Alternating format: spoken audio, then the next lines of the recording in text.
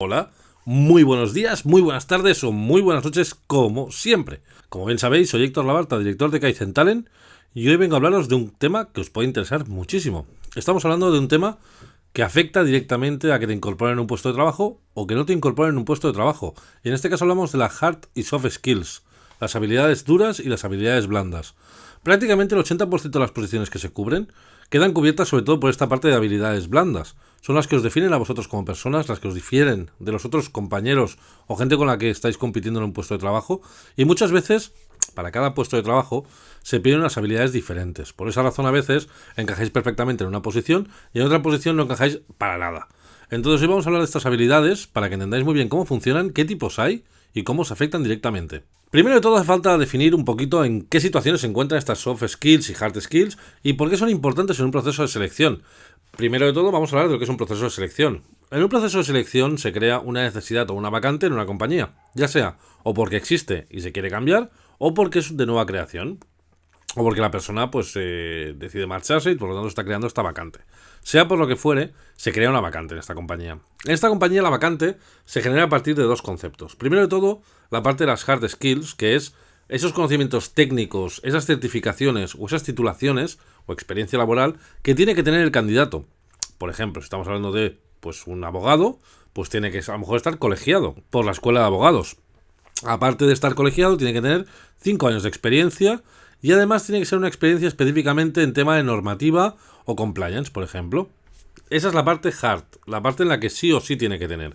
Esa normalmente la podéis expresar fácilmente en vuestro currículum, porque al final lo que estáis poniendo es vuestra experiencia, el sector en el que trabajáis, el tipo de compañía, etcétera. Es una parte muy fácil de calcular y sobre todo los consultores, esa parte es muy rápida de analizar, porque al final si nos están pidiendo 10 años de experiencia y tenéis 2, vamos mal. Si nos piden 2 y tenéis 12, cumplimos, aunque seguramente estáis excedidos por los años que lleváis de experiencia. Pero bueno, en este caso estaríamos dentro de lo que es el baremo. La parte de las hard skills, o habilidades duras, si queréis que le llame en español, sobre todo es muy cuantitativa. Se puede analizar muy fácilmente, es muy fácil de poder catalogar y poder decidir si un candidato entra o no entra. Fijaros que para esta posición, la parte de las hard skills, para cualquier posición que estéis postulando, casi todo el mundo las cumple. Porque si por ejemplo estoy buscando un director de marketing con 5 años de experiencia en el sector B2B, ¿cuánta gente ha estudiado marketing, tiene 5 años de experiencia en el sector B2B? Mogollón, muchísima. Si es periodista, también. Si es abogado, también. Si es es responsable de recursos humanos, también. Psicólogo, también. Ingeniero, también. Cualquier carrera cada año saca al mercado unos 600, 700 nuevos candidatos a ocupar esas posiciones. Y no se jubila tanta gente, con lo cual cada año hay más candidatos que están igual en esas hard skills. En muchos casos la diferencia a lo mejor puede ser del máster, pero cada vez hay más gente con máster, con lo cual esas diferencias que antes se creaban por el que tenía máster y el que no, cada vez están desapareciendo más. Así que en una competencia, por así decirlo, para ocupar una posición, la parte de las hard skills, la parte la parte de las habilidades duras, es mucho más difícil el que te puedas diferenciar. Te puedes intentar diferenciar por el tipo de compañía en la que has trabajado, por el sector en el que has trabajado, por tu estabilidad laboral, por no haber cambiado mucho de empleos, por el sector, por el nombre de la empresa, porque a lo mejor es una empresa, pues es una gran multinacional que está muy departamentada, o es una pequeña pyme, o es una startup. Te puedes diferenciar de cierta manera, pero sí que es verdad que al final muchos de vosotros os parecéis curricularmente hablando. Y ahí entra la segunda parte, la que para los consultores de recursos humanos es fundamental a la hora de decidir qué candidatos son los más idóneos y cuáles no son tan idóneos para una posición. Y ahí entran las soft skills. Las soft skills son todas esas habilidades personales que tú tienes y que te hacen ser diferente de los demás. Fijaros, por ejemplo, como una figura de médico, si cogemos a 5 médicos con los mismos años de experiencia, en la misma especialidad y en hospitales similares, los 5 son diferentes. Algunos será más amable, otro será más elocuente, otro más comunicativo, otro será más borde, otro a lo mejor está triste. Son 5 médicos igual de buenos, igual de profesionales, con la misma experiencia, pero sí que es verdad que cada uno de ellos es diferente. ¿Y por qué son diferentes? Principalmente por esas soft skills que os comentaba. Las soft skills dependen de cada uno. Hay 3 tipos de soft skills y a partir de esos 3 tipos de soft skills, que ahora os explicaré, cada uno va creándose un perfil que es muy diferente a los demás. No encontráis 2 personas seguramente igual que yo, no encontráis 2 personas igual que tú. Así que en este caso, lo que a ti te diferencia de otra persona de tu facultad, o otra persona de tu carrera, o otra persona de tu ciclo formativo, o de tu puesto de trabajo, son esas soft skills que hacen que podáis aportar a esa posición o que lamentablemente os está privando de entrar en esa posición. Porque sí que es verdad, lo que os comentaba al principio, que para cada posición se buscan un tipo de soft skills diferentes. No son las mismas. Tú puedes buscar una figura para una posición y necesitar, por ejemplo, pues unas soft skills muy determinadas, y para otra posición que necesite otras soft skills completamente opuestas. Por lo tanto, esa figura, ese perfil, encaja en la primera, pero no encaja en la segunda. Así que por esa razón también muchas veces, sin que vosotros entendáis por qué, a veces se os descarta después de una entrevista, cuando el puesto era perfectamente para ti. Eran esas funciones, era esa experiencia, la entrevista había ido muy bien, pero sí que es verdad que a lo mejor tu forma de ser no encaja con el que va a ser tu futuro jefe. Y si no encaja, ya estamos empezando mal. Porque puede ser un jefe que a lo mejor sea muy dictatorial, o que sea muy controlador, o que sea una persona que le cueste mucho delegar, y tú por otro lado seas una persona que necesitas que deleguen en ti, que confíen en ti, que te den mucha libertad. Entonces, lógicamente, como tú puedes llegar a la conclusión, no encajas ni de broma en ese puesto de trabajo. Necesitas a alguien que sea pues muy sumiso, que sea muy inseguro, que le guste tener un control muy continuo. Es lo más opuesto a ti. Así que en este caso, tú no encajarías. No es algo personal contra ti, es algo personal contra tus valores, tu forma de ser, tus habilidades. Sí, es algo contra ti ahora que lo pienso. Es completamente contra ti. Pero es casi mejor. Entrar en un sitio en el que no cagas por valores, durarías muy poco y tampoco estarías a gusto. Hay tres tipos de soft skills. La primera de ellas se llama interpersonal. La interpersonal básicamente son las que nos hacen únicos, las que nos hacen quienes somos nosotros. Por ejemplo, te voy a dar ejemplos de cada una de ellas para que también puedas ver un poco qué tipos hay y cómo funcionan. Estaríamos hablando de la resiliencia, por ejemplo, la capacidad de decir que no. No, como diría mi hijo pequeño. No. Pues esa capacidad de decir que no, por ejemplo, es una habilidad interpersonal. Igual que, por ejemplo, la motivación o la curiosidad. Ser más curioso o estar más motivado que otras personas son habilidades interpersonales que nosotros tenemos desarrolladas en nuestro interior, que hemos ido desarrollando en nuestra vida o que hemos adquirido, que hemos aprendido, porque las habilidades se pueden aprender.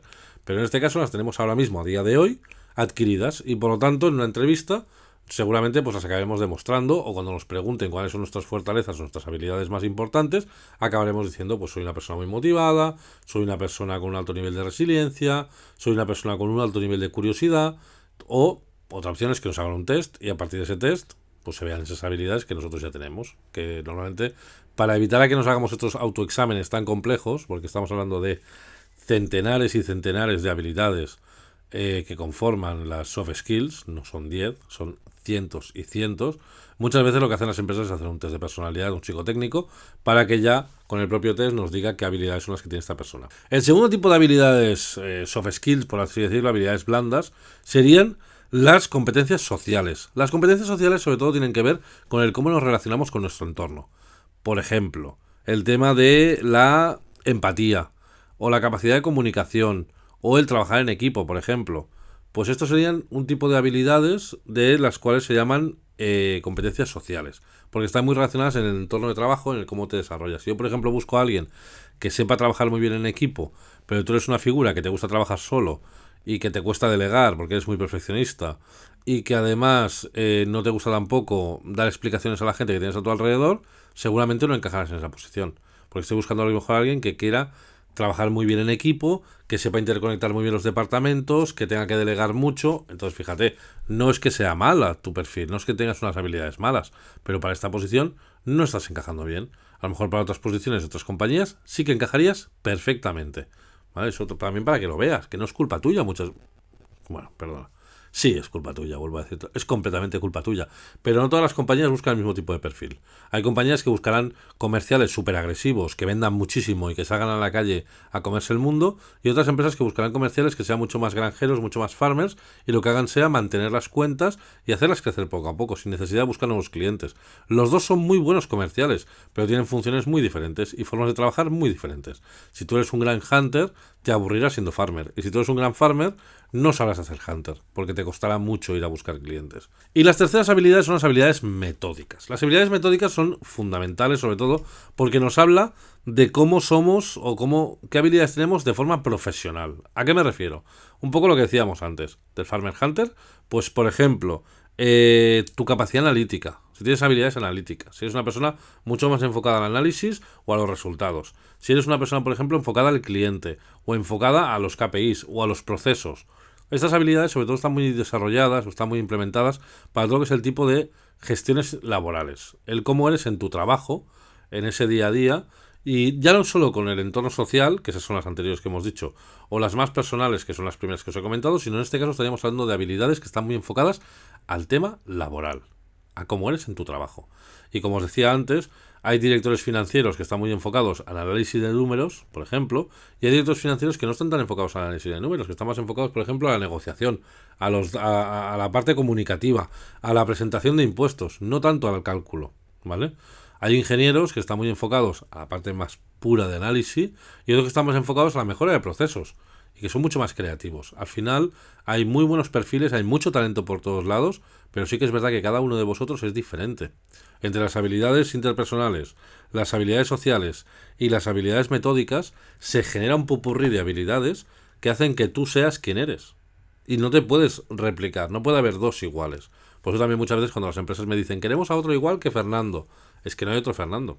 Te puede encontrar alguien similar a Fernando, que se llame Laura, que se llame Claudia, que se llame Klaus, que se llame Rigoberto, pero no vas a trobar a alguien como Fernando, porque Fernando es único. Tiene sus habilidades muy bien definidas y genera un perfil único. Por eso cada uno de vosotros tiene un perfil completamente único e irrepetible. Más que nada quería hablaros de estas habilidades para que entendáis un poquito de cara al currículum, por ejemplo, podéis poner vuestras habilidades, podéis escribirlas. Sí que es verdad que no os voy a recomendar que pongáis 200 habilidades, poned 2 o 3, las que, por ejemplo, más sobresalgan en vosotros, ¿vale?